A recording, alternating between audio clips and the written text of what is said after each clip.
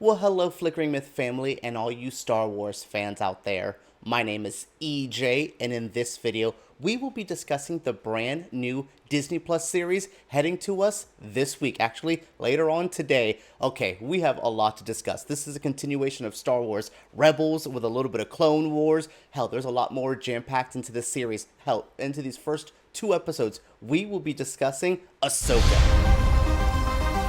So when I enter a fandom, something I'm not particularly too used to, I always like to give a little bit of a warning. Hello, my name is EJ. I don't know everything about Star Wars. I'm a very, very casual fan. I watch them because I'm sent stuff to review or, just because I have a general, let's see what's going on in pop culture. So I am familiar with Star Wars, but this is not my cup of tea. So that has to kind of add an element to this review where I am a bit lost on some things. But one of the biggest positives about Ahsoka is it doesn't make me feel like I need a mountain of homework. I know longtime fans are going to hate some of the more exposition-heavy dialogue to be like, we're looking for this person that we haven't seen in this very set amount of time.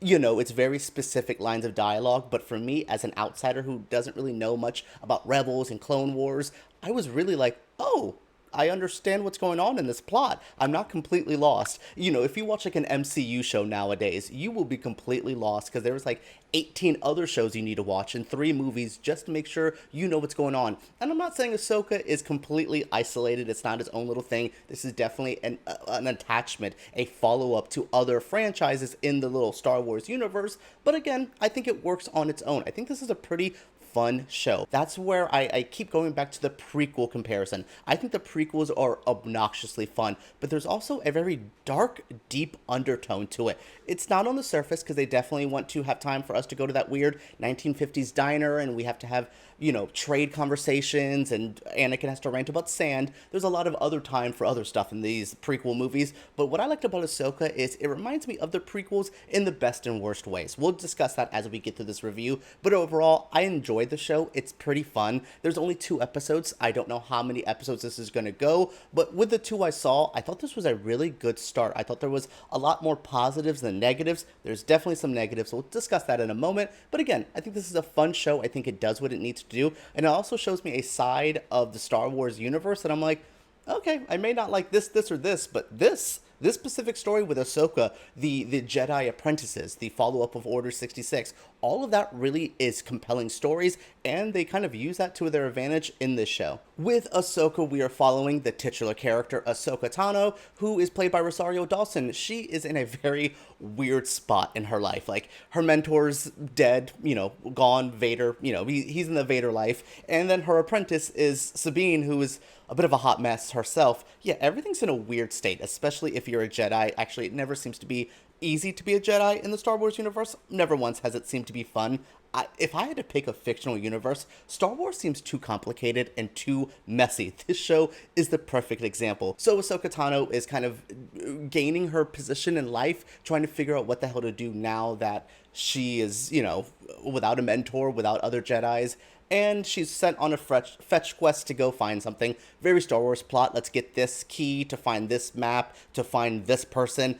It's a Star Wars plot. It's the same plot I feel like we've gotten in most of the movies, especially the Disney era. It feels very video game. Let's go get this quest. We have to stop at this level to meet these people. Very much that energy. Good or bad, it has its things. That's the basic story. So yeah, we see Ahsoka dealing with new people, new villains. There is this one, Elsbeth, her name is. Oh my goodness. She is tough. Scary, creepy. We'll kind of discuss characters more near the end when I give you my favorites, my least favorites. But yeah, Ahsoka's going on a quest. There's 2 mercenaries basically hunting after her, and she has to gain her friends to mostly find Thrawn, who is this Grand Admiral who is evil. They believe him to be dead, but it's Star Wars, no one's ever dead, as we've learned with Palpatine. Somehow Palpatine returned. Yeah, on top of, the Thrawn thing, they're also looking for Ezra Bridger. I don't know anything about this character, but they sold his importance so much in these first 2 episodes. Like, I was like, oh my god, I feel like I've known Ezra my whole life. The way they built him, the way Star Wars seems to have a mythos attached to this character, very good. So the simple story is simple, but it doesn't really hurt the show. I think it allows me to kind of ease into it. I know it's going to get more hectic and more crazy, and I like that. I want it to keep the fun that it has, but I can't wait to see like Ahsoka deal with the Anakin stuff. They mentioned, oh well, your trainer was probably like this, and you see her kind of get cold for a moment, and it's Ahsoka's in a very mature, interesting spot. Not the character that I've seen in vague clips of animation. She's much more adult now. We'll talk about why I'm a little confused on her character at the end of this one. Like I said, discussing all characters, but again, the story's a positive. The story's easy to follow. It's good to go. Now, some of the other stuff can be some of the negatives. I have no issues with story or characters. I actually really like that. I actually don't really have an issue with production design for the most part. Some of this show looks cheap. Oh my goodness. I don't know. I don't know why, like, Book of Boba Fett and this have a cheaper quality to them, that they don't feel as grandiose. There is times where this is shot and handled and edited and scored like a film, and I actually felt more like I was watching a Star Wars movie at times, and then they would get to a fight scene and the choreography's a little stiff. It's bland wide shots on the most flat background you've ever seen. Like, there is a certain level of filmmaking that I'm just missing here, and I don't want to completely blame this person. I know everyone's a big fan of him. I don't think Dave Filoni is like a top tier live action director. What he has done crafting stories in the world of animation and overall as like a showrunner, I think Filoni's great. I think what he's done with Favreau in this new universe, he's done well. He's definitely wanting to put over the characters Filoni's made in his universes through, like, well, yay, cool, we get it. But at the same time, I appreciate the stories he's crafted. I just don't think he is the director that he believes him to be and that this show deserves. I think there could have been a stronger filmmaker to really push the visuals, to push the visual storytelling. I like the stories being told. Visually, it lacks a little bit. And it's not the whole show. Some of the lightsaber fights were cool, and I really do like the aesthetic. Like, I like that weird prequel vibe. We're not full on,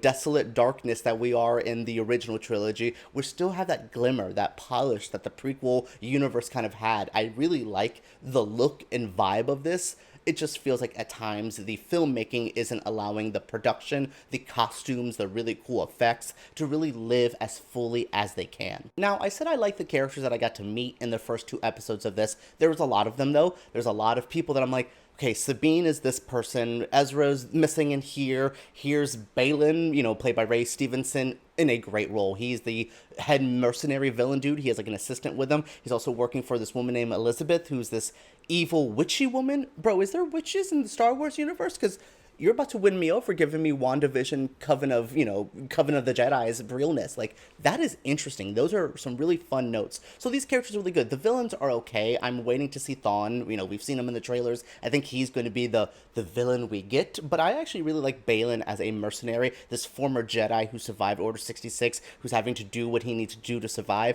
It's a genius note. It's really, really fun. We also have like Clancy Brown in a small role that I did not know he was here. Clancy Brown, never turning down the bag. That man will get a paycheck. So looking at some of my favorite characters, I've seen the internet really hype up Sabine, played by Natasha Lou Badario. She has quite the name. She has quite the role here. I think they ask a bit much of her at times. I don't think she is...